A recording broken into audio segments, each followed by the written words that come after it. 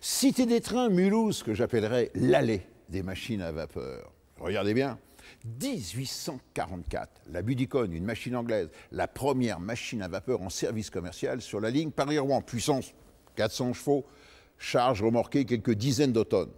De l'autre côté de l'allée, un siècle plus tard, regardez, l'apothéose de la vapeur avec cette Pacific Chaplon 231, couleur chocolat. C'est celle du Nord, c'est la couleur emblématique du réseau Nord. Je résume, là, 400 chevaux, là, près de 4000 chevaux. Autrement dit, on a multiplié par 10 la puissance et on a multiplié par 100 le tonnage des charges remorquées. Voilà quelques-unes des idées que nous allons développer dans cette collection Passion Train. Nous parlerons bien entendu d'attraction électrique, des BB, des CC, des 2D2. Nous parlerons des autorails, nous parlerons des locomotives diesel de ligne, mais également du fabuleux, de l'étonnant TGV. Ce que vous voyez là, c'est peut-être la plus belle, la plus élégante, la plus aboutie des machines à vapeur de la SNCF, la 232U que vous voyez ici en fonctionnement à la Cité des Trains à Mulhouse. Dans ce DVD, 2 films et 4 bonus. Premier film, l'apothéose de la vapeur, autrement dit la 231D. Le deuxième film, 100 ans de retard. Allez, c'est un conte, une légende, c'est l'histoire d'un voyageur qui s'est endormi et qui revient 100 ans en arrière avec non pas une Pacific, mais avec la Crompton. 4 bonus. Premier bonus, la construction d'une machine à vapeur, la 141P, la bonne à tout faire de la SNCF. Le deuxième bonus, comment ça marche, autrement dit, comment fonctionne une machine à vapeur. Et ici, à la Cité des Trains, vous verrez en coupe une 232. Troisième bonus, la raison du diesel, autrement dit, comment on est passé de la traction à vapeur à la traction diesel. Et enfin, un homme, un métier, à tout seigneur, tout honneur, les roulants, le couple inséparable, mécanicien et chauffeur.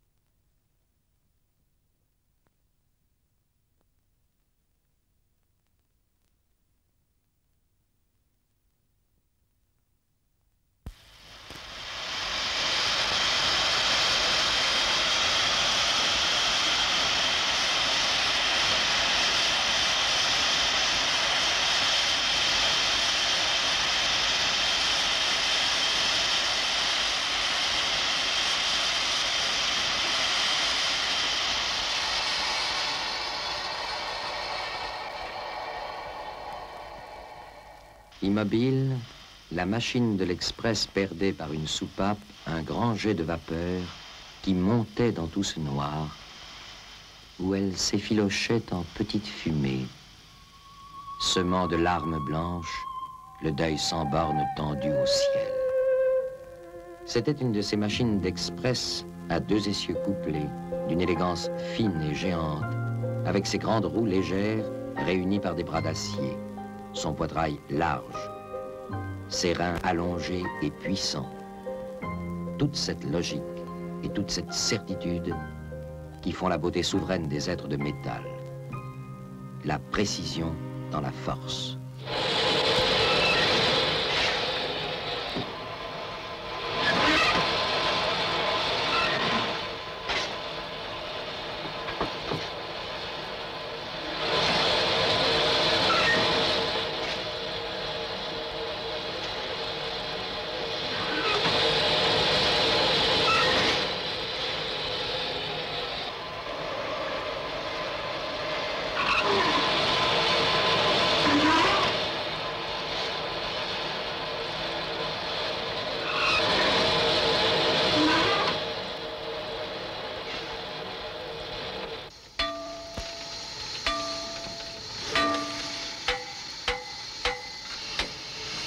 Jacques tournait autour d'elle, l'inspectant dans chacune de ses pièces, tâchant de découvrir pourquoi, le matin, elle lui avait mangé plus de graisse que de coutume. Et il ne trouvait rien.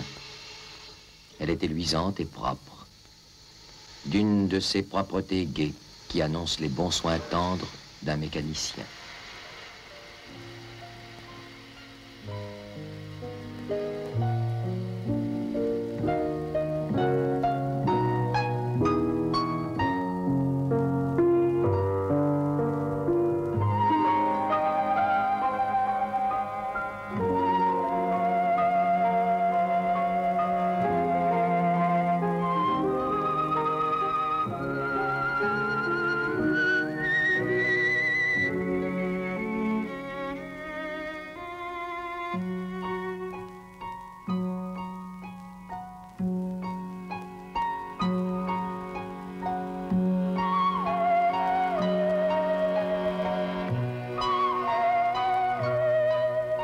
dehors du numéro qui la désignait, elle portait le nom d'une gare, celui de Lison, une station du Cotentin.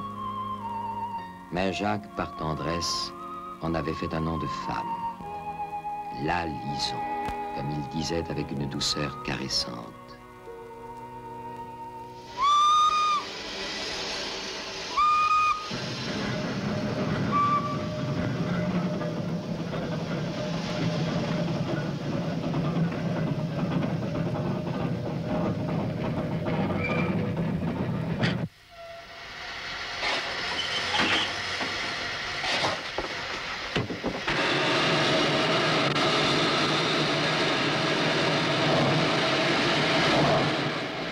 Et c'était vrai. Il l'aimait d'amour, sa machine, depuis 4 ans qu'il la conduisait. Il en avait mené d'autres, des dociles et des rétives, des courageuses et des fainéantes. Il n'ignorait point que chacune avait son caractère, que beaucoup ne valaient pas grand-chose, comme on dit des femmes de chair et d'os. De sorte que s'il l'aimait, celle-là, c'était en vérité qu'elle avait des qualités rares de brave femme.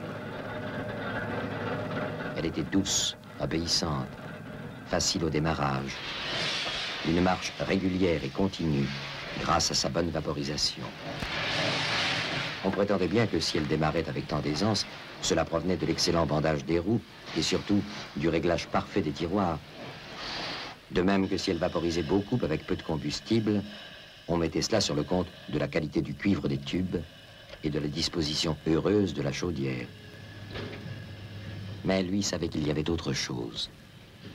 Car d'autres machines, identiquement construites, montées avec le même soin, ne montraient aucune de ces qualités. Il y avait l'art, le mystère de la fabrication. Ce quelque chose que le hasard du martelage ajoute au métal, que le tour de main de l'ouvrier monteur donne aux pièces. La personnalité de la machine, la vie.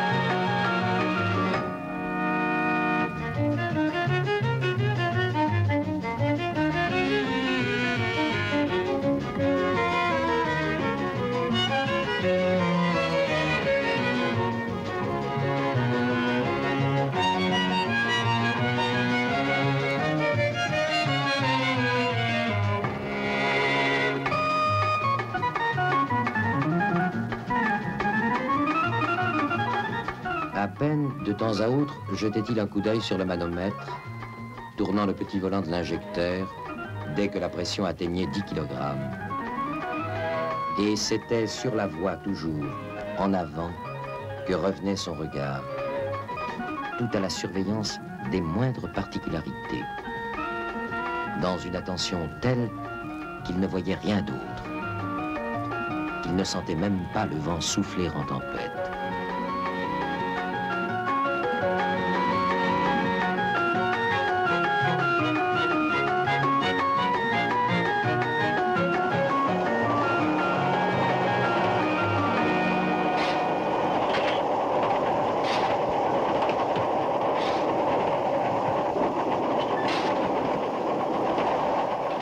Une chaleur ardente leur brûlait les jambes à tous deux.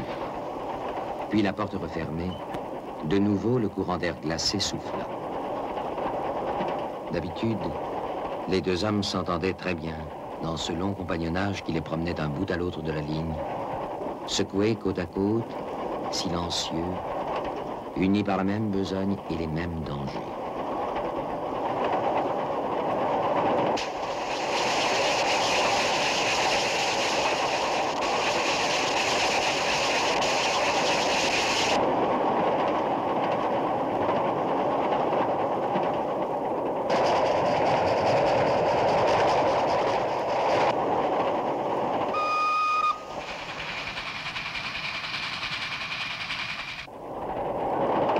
Rapidement, l'aiguille du manomètre était remontée à 10 atmosphères. La lison donnait toute la force dont elle était capable. Même un instant, voyant le niveau d'eau baisser, le mécanicien dut faire mouvoir le petit volant de l'injecteur, bien que cela diminuât la pression. La machine ronflait, crachait, comme une bête qu'on surmène avec des sursauts, des coups de rein, où l'on aurait cru entendre craquer ses membres.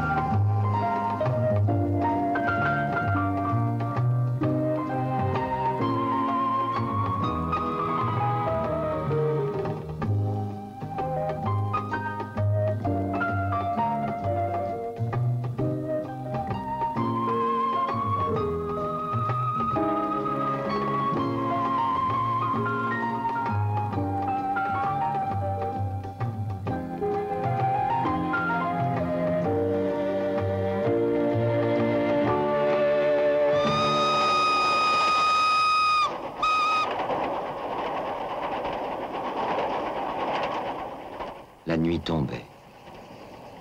Jacques redoublait de prudence. Il avait rarement senti la lison si obéissante. Il la possédait, la chevauchait à sa guise, avec l'absolue volonté du maître. Sans cesse, des trains filaient dans l'ombre croissante parmi l'inextricable la sidérale. De toutes parts, un à un, apparaissaient des feux, rouges, verts, jaunes, blancs. C'était une confusion à cette heure trouble de l'entre-chien et loup.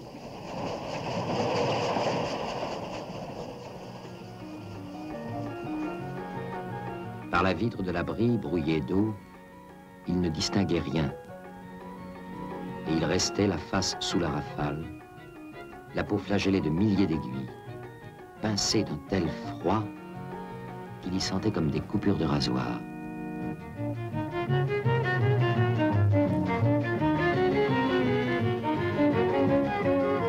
Il semblait que tout allait se briser. Et tout passait, se frôlait, se dégageait. Du même mouvement doux et rampant, vague, au fond du crépuscule.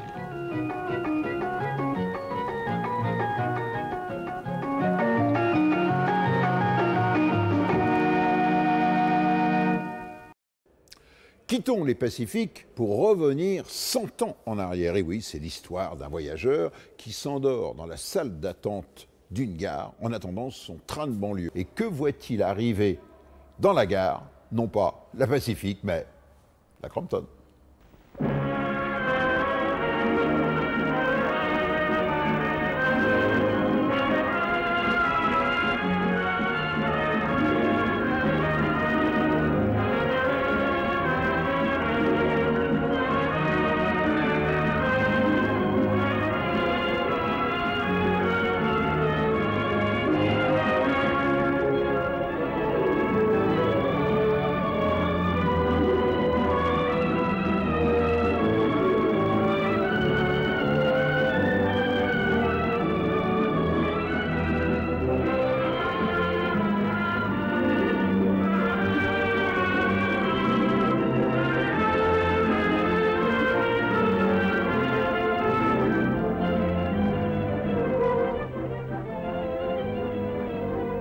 Étant terriblement en retard, lancé tel un zèbre voulant définitivement assurer la réputation de sa race, je me précipitais vers la guerre avec toute l'énergie du désespoir.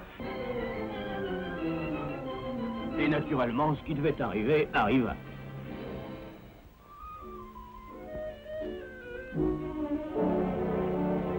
Vous voyez, monsieur, rien ne sert de courir. Ces paroles ironiques prononcées par l'aimable chef de gare, accouru à la vue du désastre, n'étaient point faites pour apaiser mes esprits. J'avais plutôt envie de mordre. 100 ans, monsieur, lui dis-je. Je viens d'attendre un train pendant 100 ans. Ah oui, rien ne sert de courir. Après avoir rassemblé mes vêtements dans ma valise et mes pensées exaspérées dans mon cerveau, je m'expliquais ainsi. Ne croyez pas que je sois fou. Oui, je sais faire 100 ans de poireaux pour attendre un train, ça peut paraître bizarre, hein? Me faire ça à moi, dont la passion est précisément le chemin de fer. Oui, mais un chemin de fer en vase clos et en pantoufle, si je puis dire. Les modèles réduits qui forcent l'admiration des foules par l'exactitude de leur reproduction miniature. Et puis aussi les jouets qui font la joie des parents terribles et la tranquillité des enfants sages. Ah, au moins ceux-là, on les fait partir quand on veut. Comme son service venait de prendre fin, il m'invita à le suivre, vraiment intrigué, me dit-il, par mon histoire de 100 ans.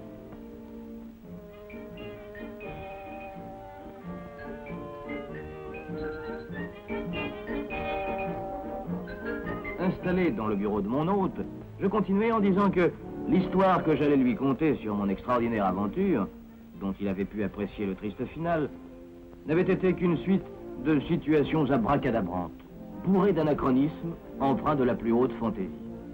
Du vrai cinéma, mais du cinéma au temps du muet. Un rêve, quoi. Voilà. Ayant bouclé ma valise, j'étais en avance.